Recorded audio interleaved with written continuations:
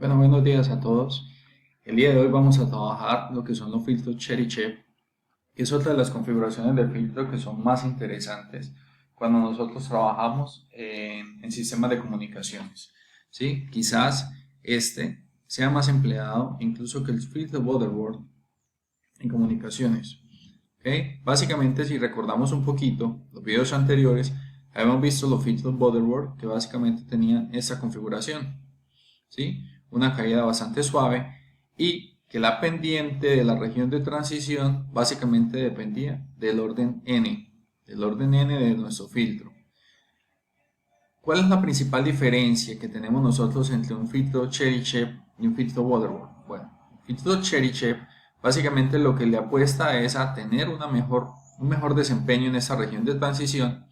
Sin embargo, para poder mejorar o optimizar la caída en esa región de transición, debemos hacer un sacrificio. Ese sacrificio consiste en que tengamos un rizado tanto en la región de paso como en la región de rechazo. Entonces probablemente van a encontrar filtros con una respuesta de este tipo. ¿Sí? Este rizado es clave y fundamental en la respuesta de nuestros filtros. ¿De acuerdo? Entonces, vamos a encontrar nosotros que, por ejemplo, vamos a tener rizados. En general, básicamente vamos a tener dos tipos de rizados constantes, que es para la mayoría de diseños que ustedes van a encontrar en los libros, que son con un rizado constante de 0.5 decibelios y de 3 decibelios. Al final de este video, pues podremos entender un poquito y miraremos cuáles son las principales diferencias que hay entre ambos, ¿sí? ¿Cuál, por supuesto, sería mucho mejor? Aquel que tenga un rizado mucho menor, ¿cierto? ¿Qué es lo que pasa? Cuando reducimos el rizado, pues vamos sacrificando cómo es la caída en la región de transición. Entonces, recuerden, si queremos tener mejor caída en la región de transición, pues tenemos que hacer el sacrificio de tener mayor rizado, tanto en la región de paso como en la región de rechazo, ¿sí? Este tipo de filtros, al igual que el anterior, ya habíamos visto en los primeros videos que todo filtro tiene una función de transferencia asociada. Y este, por supuesto, pues no se va a quedar atrás, ¿cierto? Tiene una función de transición que en últimas también la podríamos expresar como si fuera la ganancia del filtro, como h sub 0 sobre 1 más e al cuadrado, epsilon al cuadrado, t a la n de el cociente entre omega y omega sub c. Ojo, esta es la función de función de transferencia para el caso de un filtro pasa baja. Recordemos que un pasa baja es un filtro que me permite pasar frecuencias bajas y me rechaza las altas. Más o menos sería un espectro como este. ¿De acuerdo? Me deja pasar las frecuencias bajas y me rechaza las frecuencias altas. ¿La frecuencia es a partir de qué? A partir de una frecuencia de corte. ¿Sí? Como hemos visto en los videos anteriores, pues una frecuencia de corte, la frecuencia de corte básicamente es la frecuencia que me marca el límite entre la banda de paso y la banda de rechazo. Profe, y si yo quisiera tener la función de transferencia para un filtro pasa alta, entonces voy a ponerla aquí en color rojo, pues básicamente lo que deberíamos tener es, este término cambiaría, simplemente sería omega sobre omega sub c. Aquí me había faltado un elevado al cuadrado también. ¿Listo? Bueno, continuemos entonces. Aquí qué vamos a tener. Entonces, si nosotros comparamos esta expresión con la del filtro Butterworth, pues empiezan a aparecer unos términos que decimos nosotros, bueno, ¿eso qué es? Bueno, lo primero que vamos a tener es un término que es el de epsilon, ¿cierto? Este término es simplemente un número que es menor que 1, menor a 1, menor a la unidad, ¿cierto? Y básicamente es quien nos permite controlar el rizado. Entonces este controla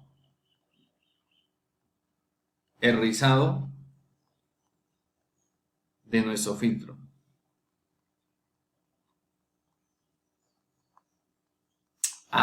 O sea que ese término es el que me va a permitir a mí controlar y saber si yo tengo un filtro de 0.5 decibeles de rizado constante o uno de 3 decibeles de rizado constante. Pues también podría trabajar a otros rizados, pero como les decía, estas dos configuraciones son las que más se utilizan. Por esa razón son las que vamos a ver, al menos en estos videos. ¿De acuerdo? Y de hecho lo vamos a ver, después lo vamos a reafirmar en un par de ejercicios que vamos a hacer, así como hicimos con el de Butterworth. ¿De acuerdo? Bueno, ese rizado, pues por supuesto, me va a permitir no solo controlar el rizado de la banda de paso, sino que el de la banda de rechazo.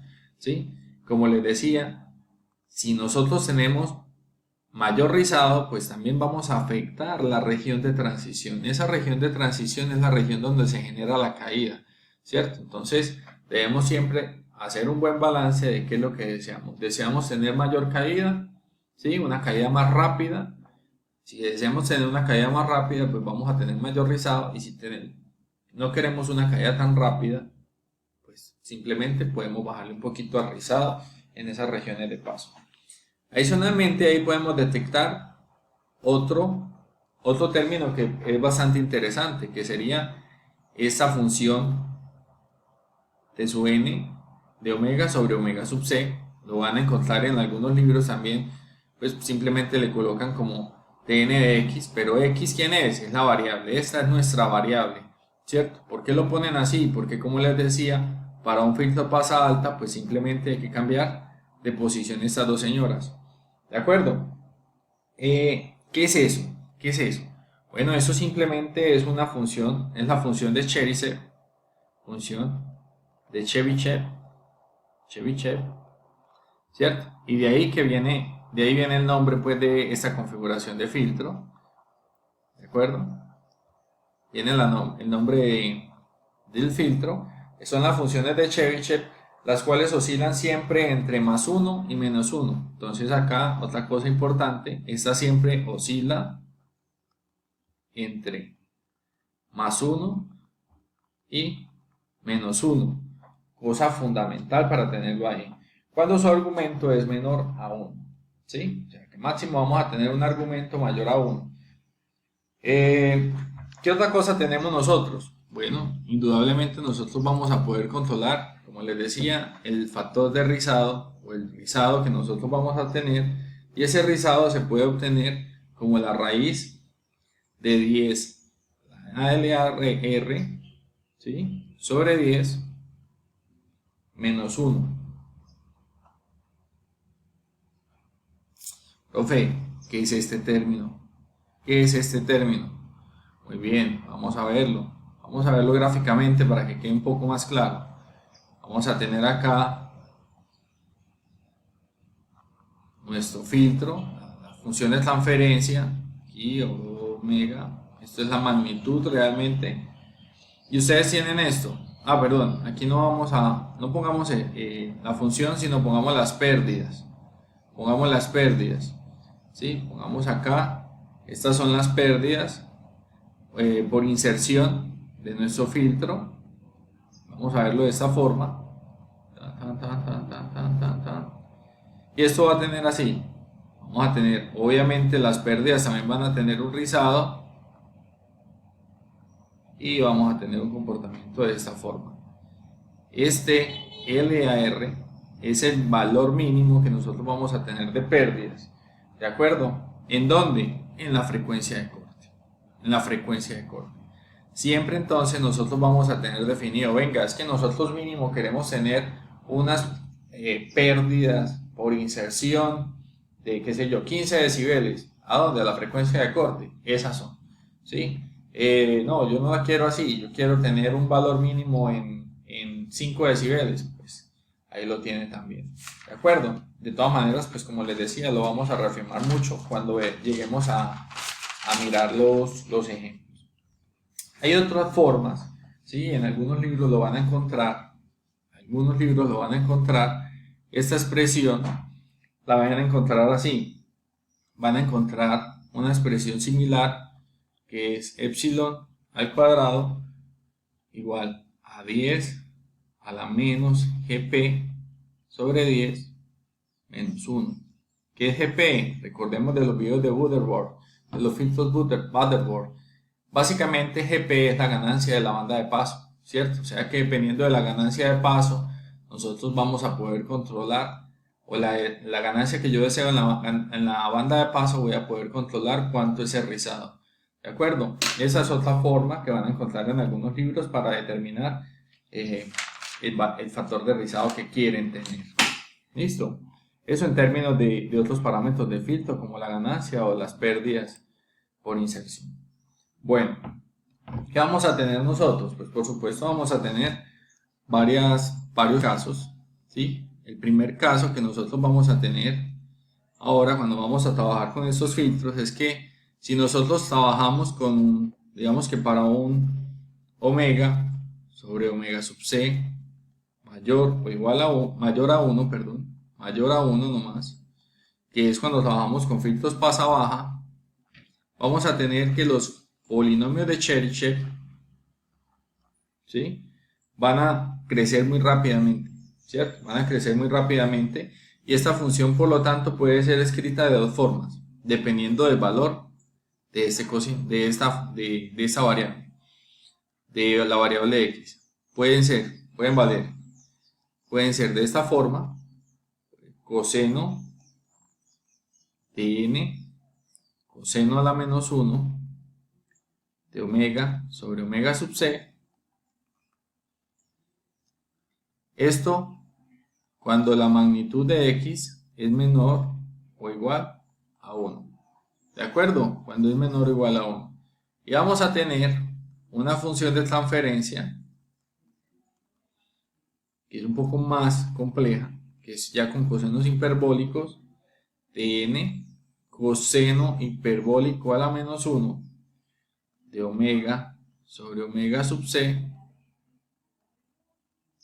cuando la magnitud de x es mayor que 1.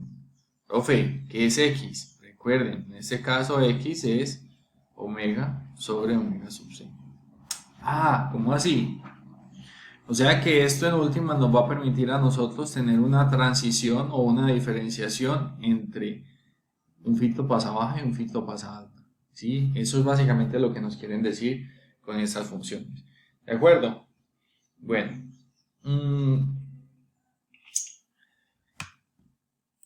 Aquí también va a ser importante tener presente lo siguiente. Cuando de su nx sea menor que 1, tendremos que la banda de paso va a estar en esta región. La banda de paso, la banda de paso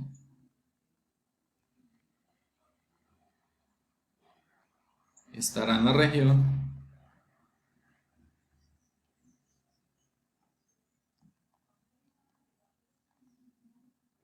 que sería 1 sobre 1 más e cuadrado, epsilon cuadrado, menor o igual, la magnitud de la función de transferencia cuadrado debe estar entre 1.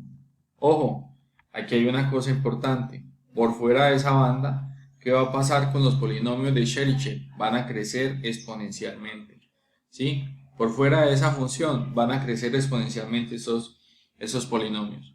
Vamos a mirar un poquito esos polinomios, ¿cierto? Porque pues digamos que son algo curiosos y básicamente vamos a tener lo siguiente, que estos polinomios para el orden n más 1, ¿sí?, de ese polinomio se puede expresar de esta forma, como 2x, la función de transferencia de orden n, menos la n menos 1 de x.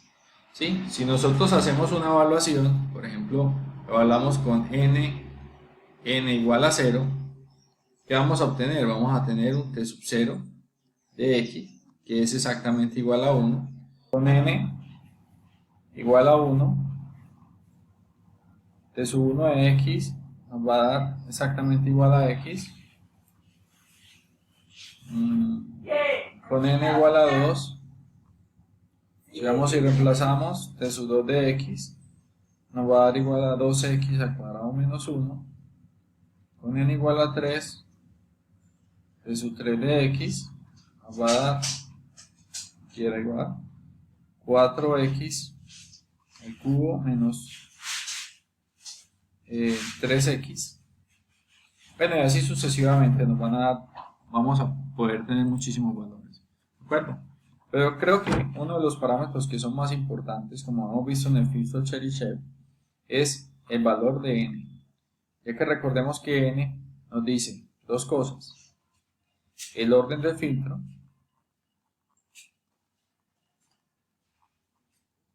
o, lo que es lo mismo, el número de elementos reactivos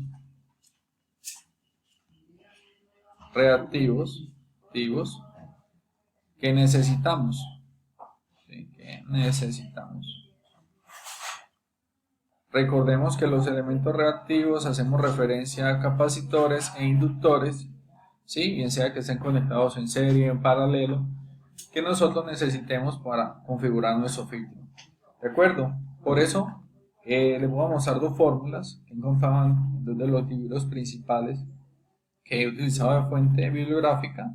La primera fórmula la pueden calcular como coseno hiperbólico a la menos 1 de 1 sobre epsilon. Recordemos que epsilon es el parámetro que nos permite controlar a nosotros el factor de rizado, ¿sí?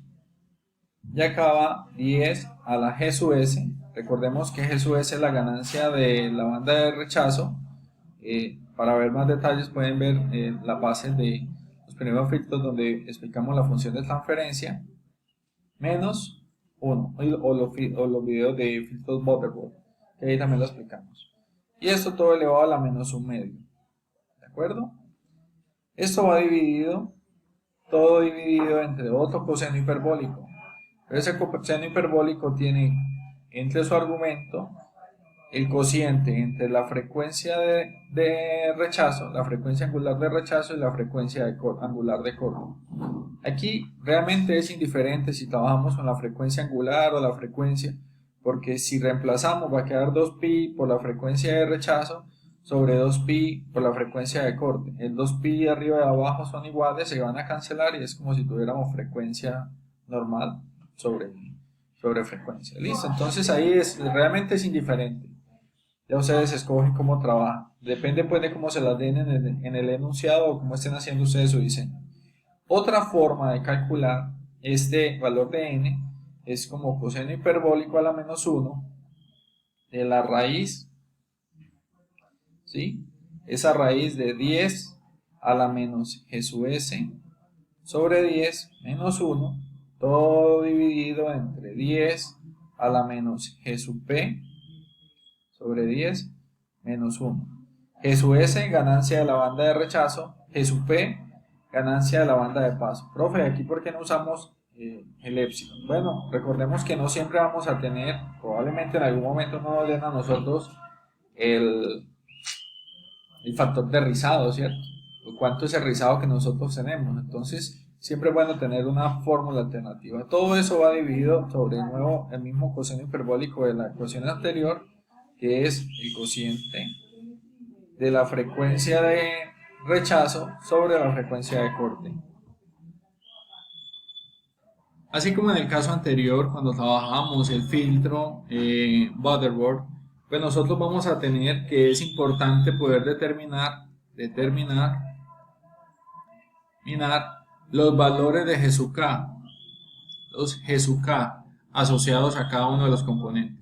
De G sub K, pues como vimos en el caso del filtro Butterworth, juegan un factor fundamental porque son los que nos permiten en últimas a nosotros determinar cuáles son los valores de capacitancia y de inductancia asociados. Aquí es donde quizás hay una de las mayores diferencias entre un filtro Butterworth, entre el diseño de un filtro Butterworth y un filtro de tipo Cheryshev. ¿Por qué? Porque van a observar que nosotros vamos a obtener, bueno, como en el caso del filtro Butterworth, G sub 0 siempre va a ser exactamente igual a 1. Pero por ejemplo aquí viene la primera diferencia. En el caso de Gn más 1 podemos obtener dos casos diferentes. Puede valer 1 si y solo si el número n es impar. Es decir, si nosotros tenemos un número de elementos 3, 5, 7, 9, 11, pues que su n más 1 pues va a valer 1. Pero va a valer diferente de 1. Va a valer diferente de 1 en el caso de que n sea un número par. ¿De acuerdo? Eso por lo tanto pues nosotros nos va a determinar, nos va a generar a nosotros un cambio. ¿Y cómo voy a calcular entonces esto? Pues lo van a calcular de esta manera, como la tangente hiperbólica al cuadrado ¿de quién? De beta cuartos. Profe, pero espere un momento, es que usted no nos ha dicho cómo se calcula beta. Efectivamente, muchachos, yo ahorita les voy a mostrar cuáles son las expresiones para calcular beta. Se van a dar de cuenta que en este caso este tipo de filtro requiere un poquito más de cálculo, pero afortunadamente, como les mostraré al final, pues existen ya unas tablas, porque si ustedes se van a ir dando cuenta, se van a dar cuenta que digamos que esos valores prácticamente son genéricos, básicamente dependen de n, del número n, realmente, ¿sí? No van a depender si tengo más capacitores, más inductores, sino el número n, ¿listo? Y obviamente en este caso van a depender del factor de rizado que nosotros queramos tener. Entonces, vamos a mirar acá y podemos obtener entonces, lo siguiente, entonces dice uno, bueno, tengo g sub 0, ¿cómo calculo g sub 1? G sub 1 es realmente un poco más simple, es 2 a sub 1 sobre gamma, ¿sí? Pero ¿dónde se empieza a complicar la cosa? Cuando empezamos a calcular los otros valores de g sub k, es decir, g sub 2, g sub 3, g sub 4, g sub 5, g sub 6, etcétera, etcétera, ¿ok? Ahí va a ser como 4 a sub k menos 1 por a sub k, todo esto dividido entre b sub k menos 1 por b sub k. ¿De acuerdo? Entonces ahí nosotros, perdón, aquí es este último. Aquí es realmente g sub k menos 1. ¿Cómo así? O sea que el valor de g sub k va a depender del valor de su coeficiente anterior. ¿Sí? Hay una relación entre ellos. Ahora sí, pues en esto, aquí va a ser importante colocar que k va a valer entre 2, 3, 4, hasta n, ¿cierto? 1 no está incluido. ¿Por qué? Porque vean cómo se calcula g sub 1. ¿Listo? Bueno, aquí regálenme, voy a incluir otra. ¿Sí? Voy a incluir otra. Y porque nos faltaba decir, vea, ¿cómo calculo a sub k? Vean que esas expresiones quedaban en términos de a sub k y de otros valores. Pues simplemente como seno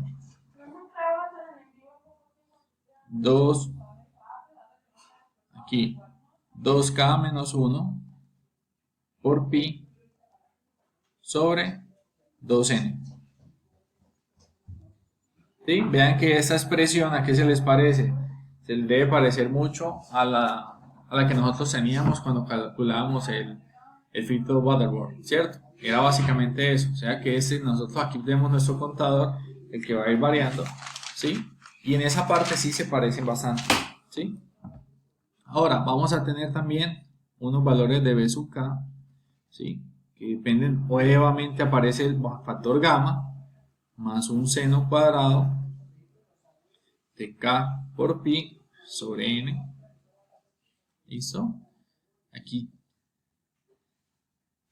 Y después viene beta, que es L, logaritmo natural, perdón, de cotangente hiperbólica de a sub m sobre 17,32. Aquí entonces salen unos coeficientes que son comunes, ¿cierto? Que son a sub m, que es 10, logaritmo en base 10 de epsilon al cuadrado más 1, y el gamma, que tampoco habíamos dicho cómo se calculaba, que es seno hiperbólico de beta sobre 2n. Entonces uno dice, bueno, qué montón de expresiones. Sí, realmente son muchas expresiones las que hay, son muchos parámetros. Entonces, pero aquí lo importante es lo siguiente. Si nosotros observamos, vamos a mirar, todas esas expresiones dependen de quién, de n. ¿Sí? Realmente todas dependen de n y solo hay una que depende del factor de risa. Entonces, si nosotros nos vamos a dar de cuenta, realmente esto es una expresión genérica. Entonces, si van a valer, si n vale 3, pues van a haber unos 3 mismos valores siempre. Va a ser diferente si nosotros tenemos pasa baja, pasa alta. ¿Sí? Ahorita con los ejemplos que vamos a montar posteriores a este, se van a dar de cuenta que eso básicamente lo vamos a determinar nosotros dependiendo de si ponemos los capacitores en serie o en paralelo, y lo mismo el tema de los inductores. ¿Sí? Lo mismo para el tema de los filtros pasabanda. Pero básicamente va a depender de ello. Bueno, entonces creo que es mucho más práctico, en mi concepto, utilizar, digamos que unas gráficas, como lo muestran en el libro de Pozar. Aquí les dejo la referencia para quienes no conocen el libro, lo puedan comprar o en las bibliotecas de sus universidades. Básicamente hay dos formas. Entonces, el primer paso, por ejemplo, va a depender mucho de cuánto es las pérdidas que yo quiero tener, ¿cierto? Entonces vea que va a depender de dos variables. Aquí vamos a tener las pérdidas por inserción, realmente, insertion losses, que van a encontrar ustedes en los libros, pérdidas por inserción, y una relación entre la frecuencia y la frecuencia de corte que ustedes desean tener. Entonces, dependiendo de estos dos valores, ustedes pueden determinar cuánto es el número de elementos que desean obtener, ¿sí? De todas maneras, esto lo vamos a reforzar un poquito más con ejemplos. Pero aquí es lo importante. Quiero mostrarles esto que es lo importante. Vea que en el libro de Pozar, si no estoy mal, es en la página 170 y algo. ¿Sí? Sé que es en el capítulo 8 de este libro. Van ustedes a encontrar unas tablas con un factor de rizado de 0.5 decibeles, ¿sí? Y con un factor de rizado de 3 decibeles. ¿Qué van a encontrar? Vea, usted tiene una configuración con solo un elemento. Entonces G1 vale tanto, G2 vale tanto. ¿Ese G2 quién es? Sería como tener algo así. Una fuente, una resistencia del generador, ¿cierto? De la fuente, ¿sí? Un elemento que, bueno, no sé, puede ser un inductor, dependiendo pues si es pasa baja, pasa alta. Dejémoslo ahí genérico. Y aquí vamos a tener, por supuesto, la resistencia de carga. Este es G0, este es G1 y este es G2, ¿cierto? Que sería en este caso Gn más 1, ¿sí? Que tenemos n igual a 1.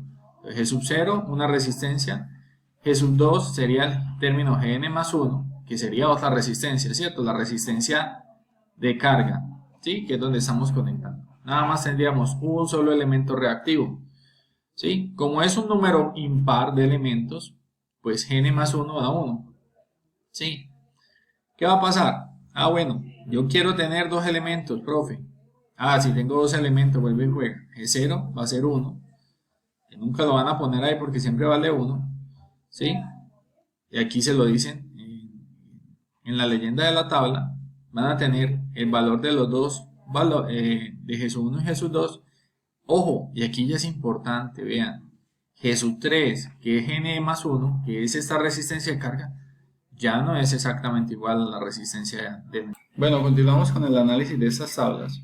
Básicamente, veamos entonces qué va a pasar. Por ejemplo, cuando nosotros ya no tenemos, entonces seguimos, ¿sí?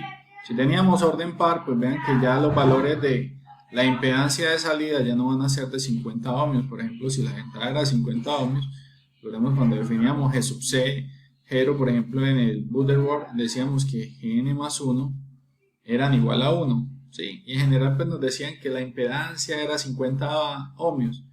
Calculábamos la impedancia de entrada y la impedancia de salida, nos daban 50.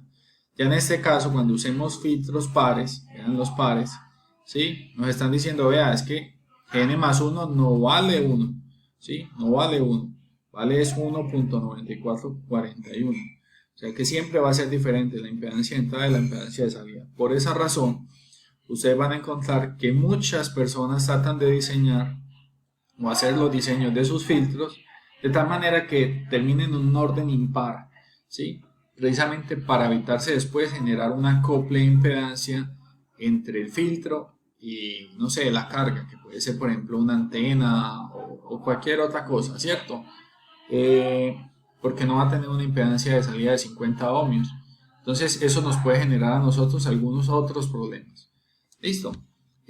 Aquí van a encontrar, y como les decía, van a encontrar todos los valores cuando tienen un factor de rizado de 0.5 decibeles constante, y en esta tabla de abajo van a encontrar los valores de rizado o los valores de G cuando tienen un factor de rizado de 3 decibeles. Si se dan cuenta, los valores entre ambos son diferentes, como debería de esperarse, ¿cierto? Si comparamos, por ejemplo, el de orden 1, que su 1 con 0.5 da 0.6986, mientras que con 3 decibeles nos da 1.9953. Y así sucesivamente, siempre van a ser diferentes. Entonces, papeles fundamentales. Hombre, ¿cuánto es el orden del filtro que nosotros tenemos? Y segundo, ¿cuánto es el rizado que nosotros vamos a tener? Si nosotros tenemos cualquiera de estos dos rizados, pues podemos utilizar estas tablas. Si no tenemos estos dos rizados, si por ejemplo dices, no, quiero uno de 1 decibel o 2 decibeles, pues sí ya tienes que utilizar las fórmulas que les expliqué anteriormente para poder obtener todos estos valores. Listo. De igual manera, ¿qué les aconsejaría yo? Escribir un código, ¿cierto? En Python, en MATLAB, en C, en C++, que les hagan estos cálculos. De hecho, ustedes van a encontrar algunas páginas que les permiten hacer esos cálculos en tiempo real, dependiendo del factor de rizado que ustedes quieran y el orden de filtros que ustedes deseen. Listo. Espero les haya servido este video para comprender un poquito varias cosas. Lo primero, ¿cuáles son las diferencias entre un filtro Butterworth y un filtro Chebyshev? ¿En dónde están los principales factores de diferencia? Como vimos, básicamente la principal diferencia está en la forma como determinamos los valores de K. Obviamente también en cómo determinamos los valores de N.